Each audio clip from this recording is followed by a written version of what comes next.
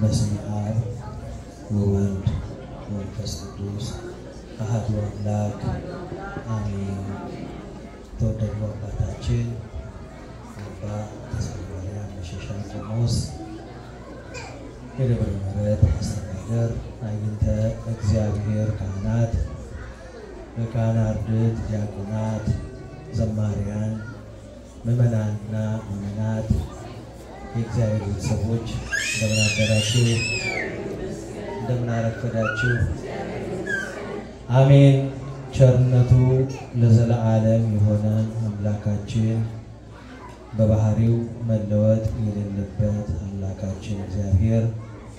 ዛሬም እንደወትሮው ሁሉ እንደኛ በደል እንደኛ ኃጢአት እንደኛ ክፋት ሳይሆን እንደ ሐሳባችን ሳይሆን ከያለንበት ሰብስቦ አምጥቶን ቅዱሳን የሚያመሰግኑትን መላእክት የሚያመሰግኑትን የተፈራውን የተወደደውን ድንቅ የሆነውን ስሙን እንድናመሰግን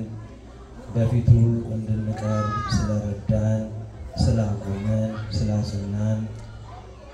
በቤተ ክርስቲያን ክብር ምስጋና ለስሙ ይሁን። አሜን። ዛሬ ስንተኛ ሳምንት ነው? እንግዲህ ዛሬ አምስተኛ ሳምንት ነው። በቅዱስ ያሬድ ስያሜ መሰረት ዛሬ ተብሎ ይጠራል፣ ደብረ ዘይት ተብሎ ይጠራል። ለአጭር ጊዜ ስለ ዛሬው ስለተነበበልን ወንጌል እንደ እግዚአብሔር ፍቃድ እንማራለን። ለአጭር ጊዜ ነው። ልባችንንም ሰውነታችንንም ይዝናርገው እግዚአብሔር ለሁላችንም ይርዳል። ደብረ ዘይት ነው እንግዲህ ዛሬ ያው ደብረ ዘይት በእስራኤል ውስጥ የታወቀ ተራራ ነው። ጌታችን ብዙ ጊዜ ቀን ቀን ሲያስተምር ውሎ ማታ ማታ በዚያ በደብረ ዘይት ግርጌ ከሚገኘው ሄሊዮን የሚባለው ዋሻ ውስጥ እየሄደ የሚያድርበት ሐዋርያቱን ከዓለም ከግርግር ከጫጫታ እረፍት እንዲያገኙ የሚሰበስብበት ቦታ ነው እና ደብረ ዘይት የተባለው ብዙ የወይራ ዛፎች ስላሉበት ዘይት ያው ወይራ እና ስለተባለ ስላለ የወይራ ዛፎች በብዛት ስላሉ በዛ ምክንያት ነው ደብረ ዘይት የተባለው። ይህ ቦታ ጌታችን ብዙ ጊዜ የተመላለሰበት ቦታ ነው። በብሉይም ዘመን ዳዊት ልጁ አቤሴሎም በወጋው ጊዜ ሁለተኛ ሳሙኤል 15 ላይ የሸሸበት ቦታ ነው። እንደገና በትንቢት ደግሞ ዘካርያስ 14 ላይ ጌታ ሲገለጥ በደብረ ዘይት አንጻር እንደሚታይ የተጻፈበት የተነገረበት ቦታ ነው። ብዙ ጊዜ እግዚአብሔር ከሰዎችም ሰው ይመርጣል፣ ለነብይነት ይመርጣል፣ ከእናታቸው ማህፀን ይሾማል፣ ለክህነት ይመርጣል። ለብዙ ጸጋ እግዚአብሔር ሰዎችን ከሰው መሃል ይመርጣል። ይህንን ለምን አደረግ የሚለው ማንም የለም። ሊልም የሚችል ኃይልም ያለው ሰው የለም። እግዚአብሔር በከመ ፈቀደ ይገብር ወበከመ ሀለየ ይፈጽም፣ እንደወደደው ያደርጋል፣ እንዳሰበው ይፈጽማል። ሁሉ ጊዜ የእግዚአብሔር ሐሳብ ግሩም ነው። ማንም ሊተቸው ሊነቅፈው አይችልም። እኛም ስናመልከው በመጠራጠር አይደለም። የሱ ሐሳብ ከሁሉ በላይ እንደሆነ ገዥ እንደሆነ አምነንበት በሁሉ ነገር እንደው በመንጠይቀው ነገር መልስ ባይሰጠንም በመንለምነው ነገር መልስ ባይሰጠንም በመናስበው ሐሳብ ለጊዜው ቢዘገይም የማፈቃድ እስኪሆን መጠበቅ አለብን፣ የእግዚአብሔር ፍቃድ። ምክንያቱም የሚበልጠው እሱ ያውቃል። አንተ ለልቤ ተቀርቦ ነው የሚለው። ከልባችን በላይ እግዚአብሔር ለኛ ቅርብ ነው። እኔ ለኔ አስባለሁ ከምለው በላይ አንተ ለልቤ ተቀርባለህ እና እግዚአብሔር ከቦታዎችም ይመርጣል። አሁን ደብረ ታቦር የተቀደሰ ቦታ ነው። ራሱ ቅዱስ ጴጥሮስ በቅዱሱ ተራራ ብሎታል። ደብረ ዘይትም እንዲሁ የተቀደሰ ቦታ ነው። ለምን? እግዚአብሔር መድኃኒታችን ኢየሱስ ክርስቶስ በተለየ አካሉ ወልድ ሆኖ አምላካችን ኢየሱስ ክርስቶስ ስለተገለጠ እንግዲህ ከሶስቱ አካል አንዱ የማይታየው አካል ከማንም ከፍጥረት ሁሉ በላይ ተሰውሮ የሚኖረው አካል ራሱን በሰው መልክ በሰው አርአያ በሰው ሰውነት ተገልጦ የተመላለሰባቸው ቦታዎች ሁሉ ያስተማረባቸው ቦታዎች ሁሉ የተቀደሱ ቦታዎች ናቸው። ስለዚህ ያ ተራራ ጌታ ኢየሱስ ክርስቶስ ካስተማረው ትምህርት ጋር አብሮ ሲነሳ ይኖራል። መታደል አይደል? አዎ እንግዲህ እሱ ስላስተማረበት ነው። ቅዱሳንም እግዚአብሔር አድሮባቸው ስለሰሩት ስራ ዘላለም ሲታሰቡ ይኖራሉ። መላእክትም እግዚአብሔር ስላደረባቸው ስላደረጉት ቸርነት ሲታሰቡ ይኖራሉ። እንዲሁ ነው የእግዚአብሔር ፈቃድ። እግዚአብሔር ፈቃድ እንዲሁ ማን ይሄን ታረጋለህ የሚለው የለምና ጌታ አምላካችን ኢየሱስ ክርስቶስ የዓለም ፍጻሜ እንደሚሆን የዓለም እንደሚያልፍ የተናገረበት ያስተማረበት ቦታ ነው ደብረ ዘይት። እና ታሪኩ እንግዲህ ምንድነው የሚለው ደብረ ዘይት ሲያስተምር ቆይቶ ሲወጣ ከደብረ ዘይት ሐዋርያቱ በደብረ ዘይት በታች ያለው በኢየሩሳሌም ያለውን ከደብረ ዘይት በታች በኢየሩሳሌም ያለውን ህንጻዎቹን ውበቱን ስነ ምህንድስናውን ያሳዩት በጣም ያምር ያንጸባረቅ ነበርና እንዴት እንደሚያምር ለርሱ ይነግሩት ጀመር። እንግዲህ ለማን ነው የሚነግሩት? አዎ የማይታየውን ለፈጠረ አይን አይቶ የማያውቀውን አይን አይቶ ሊገልጸው የማይችለውን በቃሉ ስልጣን ሰባቱን ሰማያት ያጸና ከሰባቱ ሰማያት ውጪ ያሉትን የፈጠረ 22ቱን ስነ ፍጥረታትን ለፈጠረ እኛን ባሪያና በምሳሌው ለፈጠረ ሰው አምላክ ሰው ምን ያሳየዋል? አቤቱ ድንጋይ ሲያምር ህንጻው ሲያምር ይያለ ያሳዩታል። በቃ እንዲደነቅላቸው ማለት ነው። ለአምላክ ነው የሚያሳዩትና ምን አላቸው? በዚህ አታድንቁ፣ ይህ ድንጋይ ነው ያላቸው። ቤተ መቅደስም አይደለም ያላቸው። ይህ ድንጋይ በድንጋይ ላይ ሳይሆን አይቀርም። ያው እንደምታውቁት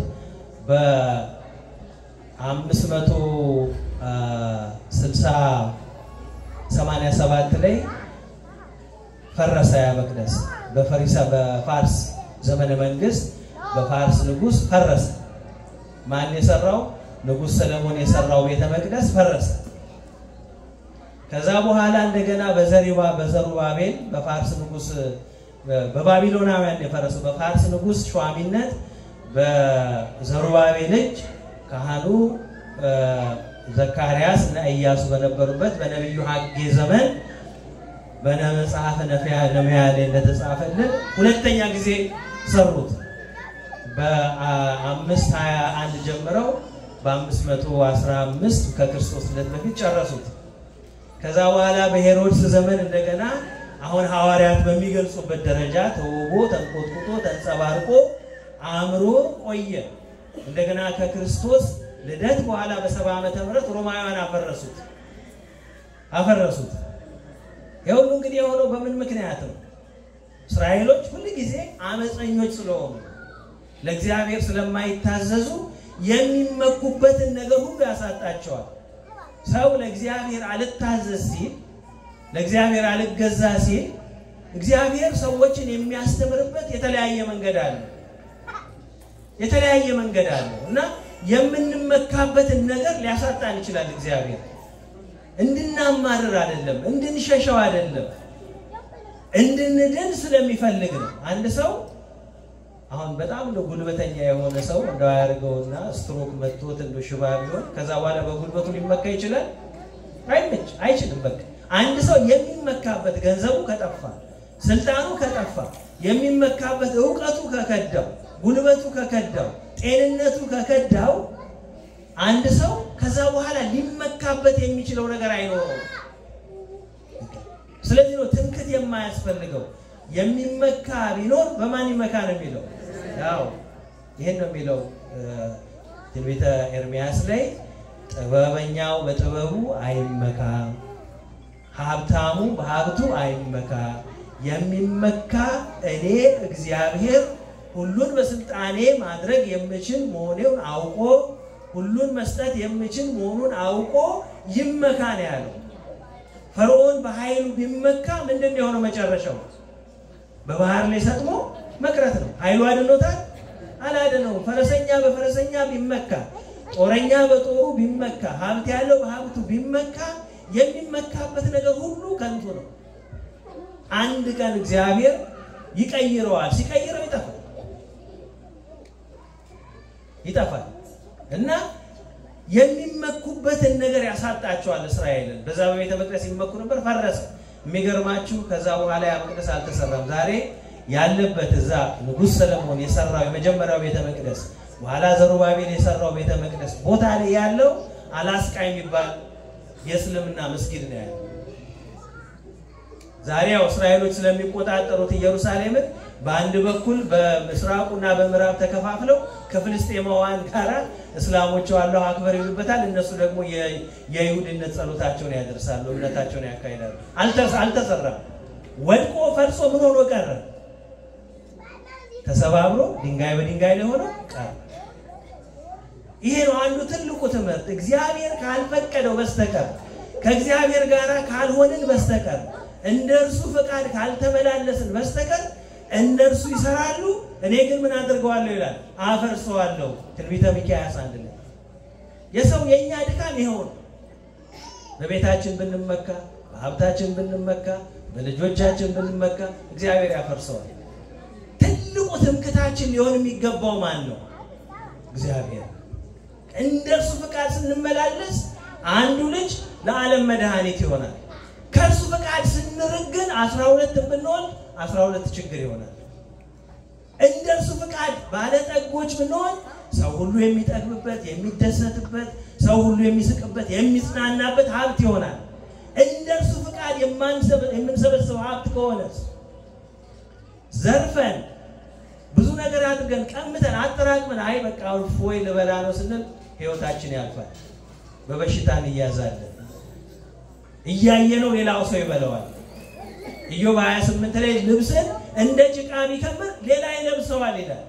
ሀብትን እንደ ጭቃ ቢያከማች ሌላ ያጌጥበታል ይላል ለምን እንደ እግዚአብሔር ፈቃድ የሚሆን ነገር ብቻ ነው ጸንቶ የሚኖር እንደ እግዚአብሔር ፈቃድ ከእግዚአብሔር ፈቃድ ውጭ የሆነ ነገር ምንም ነገር ጸንቶ ሊኖር ሊያስደስት እረፍት ሊሰጥ አይችልም እረፍት የምናገኘው ከእግዚአብሔር ጋር በመሆን ነው በተማርነው ትምህርት ባካበትነው ሀብት በጉልበታችን በውበታችን አይደለም እረፍት የሚገኘው እረፍት የሚገኘው ከእግዚአብሔር ጋር በመሆን ብቻ ስለዚህ ነው ጌታችን ኢየሱስ ክርስቶስ ይሄ ህንጻ እናንተ የምትመኩበት ህንጻ በዓለም ውስጥ ሰው የተጠበበበት ህንጻ ስነ ምህንድስናው ያማረ ህንጻ ይወድቃል ይፈርሳል አለ ይህን ሲል ግን እግዚአብሔር አምላካችን ይህ ቤተ መቅደስ አይደለም ያለው ለምን ይመስላችኋል የእግዚአብሔር ቤተ መቅደስ እናንተ ናችሁ እያችሁ የእግዚአብሔር ዋናው ቤተ መቅደስ ማን ነው ምእመናን ናቸው እሱን የሚያፈርስ ይላል ቆሮንቶስ ላይ እግዚአብሔር ያፈርሰዋል የእግዚአብሔር ቤተ መቅደስ እናንተ ናችሁ የእግዚአብሔር ቤተ መቅደስን የሚያፈርሰውን እርሱን እግዚአብሔር ምን ያደርገዋል ይላል ያፈርሰዋል ይሄ ነው ትልቁ ትምህርት እዚህ ነው አንዳንድ ሰዎች ባለማወቅ እንደው እባብ ይነቀሱበታል ሰውነታቸው ላይ አይደለም ሱሰኞች ይሆናሉ እንግዲህ በተለያየ አጋጣሚ ይገባሉ አሁን ለመውቀስ ለመወንጀል አይደለም ግን ይሄን ሁሉ ስናደርግ ሰካራም ስንሆን አመንዝራ ስንሆን ሴሰኛ ስንሆን ሐሜተኛ ስንሆን ክፉ ሐሳቢዎች ስንሆን ቂመኞች ስንሆን ዘረኞች ስንሆን ገንዘብ ወዳጆች ስንሆን ሴሰኞች ስንሆን ማንን እያፈረስን ነው የእግዚአብሔርን ቤተ መቅደስ እያፈረስን ነው እንጸናለን አንጸናም ለምን የእግዚአብሔርን ቤተ መቅደስ የሚያፈርሰው እርሱን እግዚአብሔር ያፈርሰዋል ይላል ይሄ ነው ትልቁ ነገር ስለዚህ ከእግዚአብሔር ጋር ጸንተን ብንኖርሳ ዕብራውያን 3:3 ላይ ቅዱስ ጳውሎስ ብርሃነ ዓለም ቅዱስ ጳውሎስ እንደተናገረው ቃሉን ጠብቀን ተስፋ አድርገን እርሱን እንደ ሥርዓት ብንጓዝ እንደ ትእዛዙ ብንጓዝ ተስፋውን ብንጠብቅ ከእግዚአብሔር ጋር ብንኖር ይህን የሰጠንን ተስፋ አጽንተን ብንጠብቅ እስከ መጨረሻው ቤቱ ነን የማንፈርስ ቤቱ ነን ሄሮድስ ከሰራው ካስያጠው በላይ በስጋው በደሙ የከበረን ያጌጥን የእግዚአብሔር ቤቶች ነን ሰዎች ከሰሩት ቤት በላይ እግዚአብሔር በእኛ ውስጥ አድሮ ለመመለክ የመረጠው ቤቱ እኛ ነን ከኃጢአት ብንርቅ ከኃጢአት ብንሸሽ ክፉን ብንጠየፈው እግዚአብሔር ከማጋር ይሆናል ከኛ ጋር ይሆናል በቃ ቤቱ እኛ ነን የእግዚአብሔር ቤተሰቦች የሚያሰኘነው እግዚአብሔር ስለሚኖርብን ነው ይሄን ቤት አይደለም ይፈርሳል ያለ ስለዚህ አምላካችን መድኃኒታችን ኢየሱስ ክርስቶስ ስለማይፈርሰው ቤትም ለዘላለም ጸንቶ ለሕይወት ስለሚገኘው ቤትም ጭምር ሊያስተምራቸው ነው ሐዋርያትን ትንሣኤን ተስፋ እንዲያደርጉ ዓለመሞትን እንዲመኙ ዛሬ እኮ ዓለም ተራቆ ብዙ ነገር አድርጓል መቼም አዲስ ነገር ባይሆን ብዙ ነገር አድርጓል ከዋ ውስጥ ይመራመራል ሌላ ዓለም ለማግኘት ይሯሯጣል ይህ ዓለም ቢያልፍ እንደው ለዋሌ ኖሬ እኖራለሁ ብሎ መስሎት ይሯሯጣል ሰው ብዙ ነገር እንደው ቤታችን ስንሰራው እንኳን እዚህ ሀገር እንኳን ጥሩ ነው በእንጨት ነው የሚሰሩት ኢትዮጵያ ተዚላቸው እንዴት እንደሚወቀር ቤት እንደው ድምጹ ራሱ ጆሮ ላይ ይመጣል ይለሰንና ቤት እንደገና በመሮ በቺስን ቋ ተዛላችሁ ህንጻ ሲሰራ እንደገና ይለሰናል ስንት አመት ይሆን የሚኖርበት ስንት አመት ይኖርበት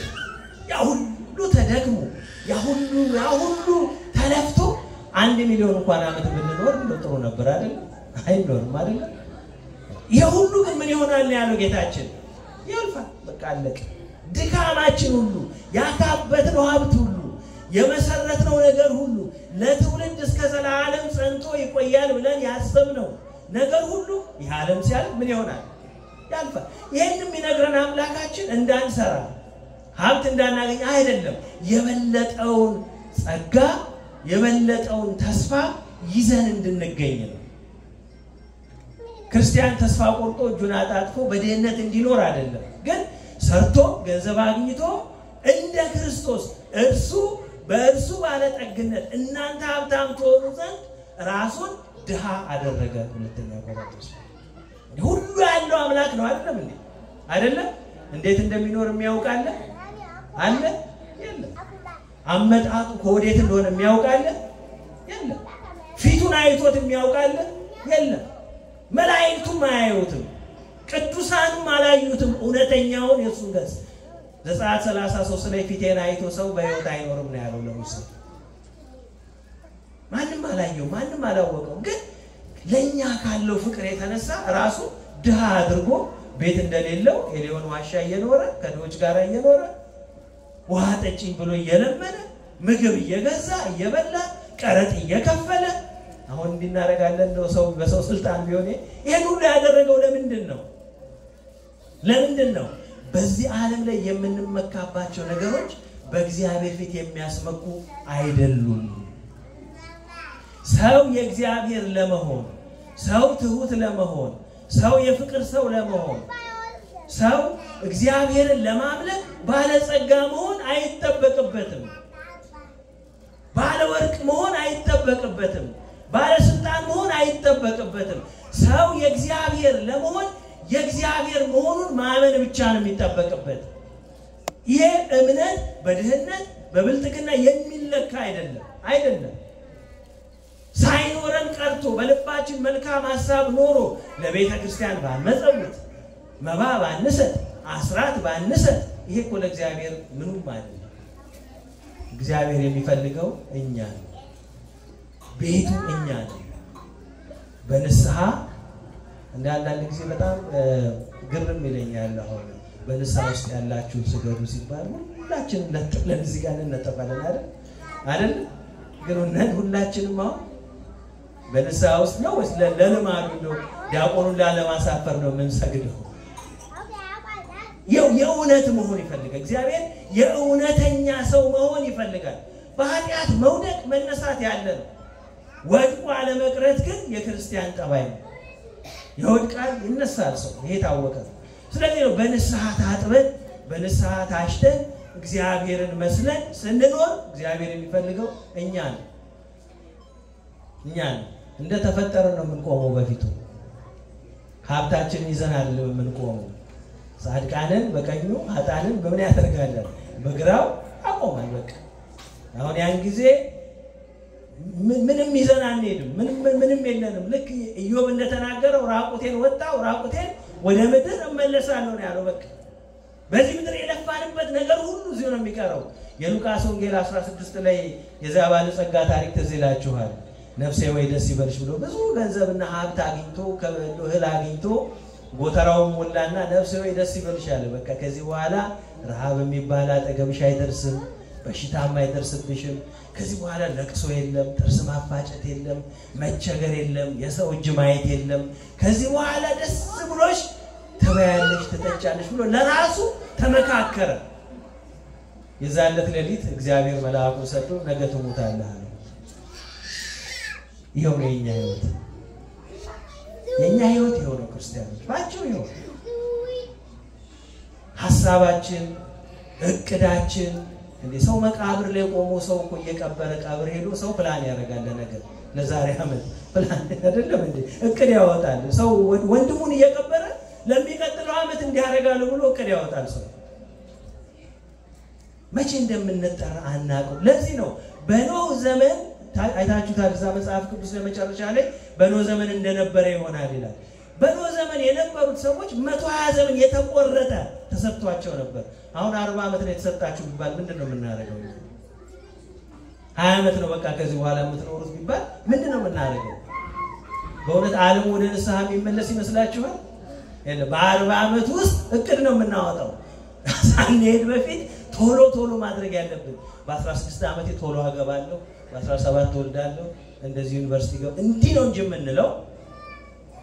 40 አመትን እንደቁም ቆጥረ ነው ወይም ደግሞ ነገ ሊደርስ ይችላል ደጅ ነው ብለን ተጸጽተን ወደ እግዚአብሔር አንመለስ ለዚህ ነው የተቆረጠ ቀን አልተሰጠንም ያችን ቀን ያለ እግዚአብሔር የሚያውቃት የለም በቃ ይመጣል እንደ ሌባ ነው የሚመጣው አለው ስንል የለንም ደናደሩ ብለን ተለያይተን ጧት የለንም ይሄ ሁሉ ከመሆኑ በፊት ግን በህይወት እያለ መክብብ እንደተናገረው ከሞተ አንበሳ የቆመ ምን ይሻላል ብሏል ውሻ ይሻላል ከሞተ አንበሳ የቆመ ውሻ ተስፋ አለው በህይወት ያለው ውሻ ተስፋ አለው እና ውሾች መሆናችንን አውቀን ይሄንን ነው በንስሐ ልንዘጋጅ የሚያስፈልገው ሳንጠራ ዓለም ከማለፉ በፊት እኛ እናልፋለን እድሜያችን እንደምታዩት አጭር ነው እንደነ ማቱሳላ ዘመን 900 አመት አንኖር 70 አመት ቢበዛ ስንት ነው የተባለ 80 እሱም ለምንድን ነው አለ ለመከራ ነው አለ እዛም አንደርስ እዛም የሚደርሱ በጣም የታደሉ ናቸው ስለዚህ ነው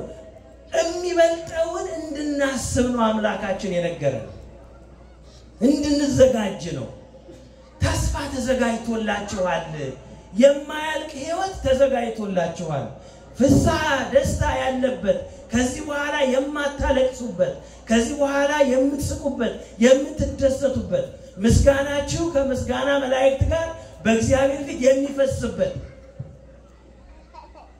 አሁን በዚህ ዓለም ስንኖር ብዙ ሰው ይበላል ይጠጣል እርካታ ግን አለው በእውነት የለም በልተን ጠጥተን አንረካም ለብሰን አንረካም አጊጠን ተውበን የሌላ ሰው ጌጥ ነው የምናየው በልጣለው አልወጥ በቃ በፉክክር ውስጥ ተጠምደን ስለሆነ የምንኖረው የምንበላው ያረካል የምንጠጣው ያረካል የምንለብሰው አያምርብን ሁሉ ጊዜ በፉክክር በቅናት ስለምንተያይ እረፍት የለውም ህይወታችን ከዚህ ሁሉ ነው የምናልፈው አያችሁ ስለዚህ ወደ እግዚአብሔር መሄድን መናፈቅ ነው ያስተማረን ከሱ ጋር መኖርን ጌታ ሆይ ቶሎና ነው አይደለም ያለው ዮሐንስ ቅዱስ ዮሐንስ ለምን ይመስላችኋል መኖር አስጠልቶ ጣልቶ መሰላችሁ አይደለም ግን የሚበልጠውን ስለሚያውቅ ነው ከአምላክ ጋር ከሆነ መጨረሻ የሌለው ደስታ እንደሚያገኝ ስለሚያውቅ ነው ስለዚህ በመድር ላይ የምንመካባቸው ነገሮች አስቀምጠን ወደ እግዚአብሔር ማሰብ እንድንጀምር ነው የዛሬው ትልቁ ትምህርት አይቀርም አምላካችን እንደ በጠባብ ደረት ባጭር ቁመት ተወስኖ በትህትና እንደተገለጠው ሳይሆን በመንግስቱ ይመጣል በመንግስቱ ይመጣል ምክንያትም የለንም ያኔ የራሳችን ስራ በመድር ላይ ራእይ 13 ላይ የቅዱሳን ትግስታቸው በዚህ ነው ስራቸው ወደ ሰማይ ወደ እግዚአብሔር ይከተላቸዋል በእግዚአብሔር ፊት ያርፉ ዘንድ ይላል ስራችን ነው የሚከተለው ምስክር አያስፈልግ ጥያቄ አያስፈልግ የለም እንዲያደርግ የለም ሰራ ሚለን የለም የሰራነው ስራ አብሮን ምን ይሆናል ይከተላል በቃ ያን ጊዜ እንደው ተጋፍቼ ወደ ቀኝ ገባለሁ ወደ ግራ ገባለሁ የለም በቃ እንለያለን ስራችን ይለየናል ያን ጊዜ ብናለቅስ ዋይታችን ለቅሶአችን ከንቱ ነው የሚሆነው ያ ከመድረሱ በፊት ግን ይሄን ሁሉ አውቀን እንድንዘጋጅ ነው ጌታችን ብዙውን ምልክቶች ነግሮናል ሐሰተኛ መምህራን ይመጣሉ በመድር ላይ ፍቅር ይጠፋል ይቀዘቅዛል ረሃብ ይኖራል ጦርነት ይኖራል ህዝብ በህዝብ ላይ ይነሳል በየሀገሩ የረሃብን የቸነፈርን ወሬ ተሰማላችሁ የመድር መናወጥ ይመጣል ያን ሁሉ ያየነው አይደለም ይሄ ደግሞ ምንድነው ያለው ገና የመጣር መጀመሪያው ነው እንግዲህ መጥል ለእናንተ አልነግርም በተለይ ለእናቶች ጠይጣሩ መጀመሪያ ነው ስለዚህ ቅዱሳን በትዕግስታቸው ነፍሳቸው ያድናሉ በመከራ ጠባያቸው አይቀየርም በመከራ ሃይማኖታቸው አይቀይሩም በማጣት ሃይማኖታቸውን አይቀይሩም በረሃብ ሃይማኖታቸውን አይቀይሩም በልብስ ሃይማኖታቸውን አይቀይሩም በዓለም ውስጥ አይወሰዱም በዓለም ውስጥ ምሳሌ አድርገው በዓለም ውስጥ ያሉ የባከኑ ሰዎችን ምሳሌ አድርገው እነሱን አይከተሉም በንጽህና በቅድስና እንደ እናቶቻችን ቅዱሳት አንስት እንደ አባቶቻችን ቅዱሳን አበው ሆነው እግዚአብሔርን በማምለክ በእግዚአብሔር ጸጋ ሰንተው እግዚአብሔር እንዳኖራቸው ይኖራሉ እግዚአብሔር እንደፈጠራቸው ይገለጣሉ አይወሰዱም የባከነ ክርስቲያን የባከነ ሰውነት አይኖረው በየሶሻል ሚዲያው ላይ የምናባከነው ህይወታችን አይናችን ጆሮአችን የምንሰማው ወሬ ጆሮአችን የምናስበው ሐሳብ አይምሮአችን የምንኖረው ህይወት በኖሮአችን ሰውነታችን እንዳያባክነው ከቅድስና እንዳያጎለን እግዚአብሔር ከቅድስና እንዳያጎለን ለዚህ ነው ልንጠነቀቅ የሚገባው ክርስቲያኖች እኛ የእግዚአብሔር ምሳሌዎች ነን እኛ ለራሳችን ይህን ዋጋ ካልሰጠነው ማን ይሰጠን ይችላል ማንም ይሰጥ አይሰጠንም እኛ ዋጋችንን ካሳነስ ነው ከጣለው ማንም በርካሽ ነው የሚሸጠን የእግዚአብሔር ሰዎች ነን ክርስቲያን ነን እኛ ክርስቶስ ነው የምንመስለው ተስፋችን የዓለምም አይደለም በዚህ ዓለም ለጊዜው እንኖርበታለን እንነግድበታለን እናተርፍበታለን እንደ እግዚአብሔር ፈቃድ እንኖርበታለን በኋላ ጊዜያችን ሲደርስ ጥለነው ወደ ጌታችን እንሄዳለን ያን ጊዜ ወደ ጌታ ደስታ ግባ የሚለውን ድምጽ ለመስማት እንድንችል ዛሬው ትምህርት ስለዚህ የሚዘገይ የሚመስላቸው ሰዎች እንደው ቆም ብለን እናስብ አንድ ሰውዬ የእውነት ታሪክ ነው አዲስ አበባ ቆይቷል አውቀዋለሁና በጣም በችግር ብዙ ጊዜ አሳልፏልና ሳያስበው ሀብት አገኘ እና ሀብት አገኘና በጣም በድሮ ጊዜ ነውና ሚሊዮነር ሆነና በቃ ረሳው ሁሉ ነገር ረሳውና ድሮ አንድ የሚያስተምሩት ካህን ነበሩ ያኔ በችግሩ ጊዜና ስለ 8ኛው ሺህ ሲነግሩት እንዴ 8ኛ ሺህ አሁንም አለ እንዴ አላቸው በሱ ቤት አሁን ያ አልፏልና ያምላክን ቃል የእግዚአብሔርን ቃል እግዚአብሔር የተናገረውን መጽሐፍ ቅዱሳዊ ቃል ቤተክርስቲያን የምታስተምረንን የእግዚአብሔር ድምጽ በኑሯችን እንዳንለቀው ገንዘብ ሲኖረን የእግዚአብሔር ማነው ሳይኖረን የእግዚአብሔር ገንዘብ ሲኖረን ከእግዚአብሔር መሸሽ ስንታመም የእግዚአብሔር መከራ ሲገጥመን የእግዚአብሔር ስንሰበር የእግዚአብሔር ስናዝን የእግዚአብሔር ሐዘን ሲመጣ የእግዚአብሔር እግዚአብሔር ሲያሳልፍልን ወደ ዓለም የምንሄድ እንዳንሆን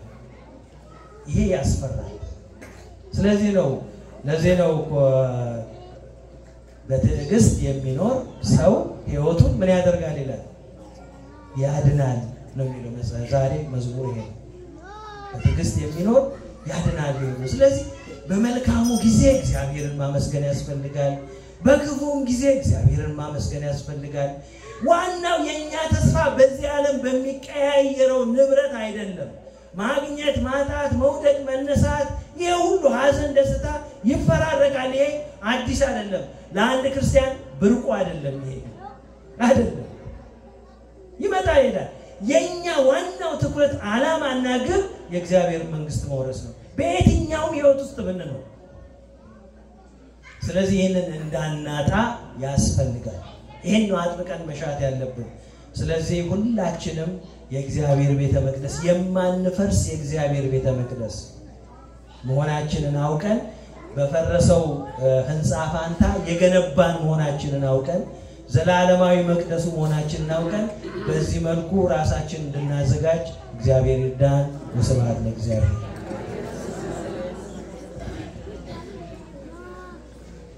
ቃልዎት ያሰማልን የሰማነውን በልቦናችን ያሳድርልን እንኳን አደረሰ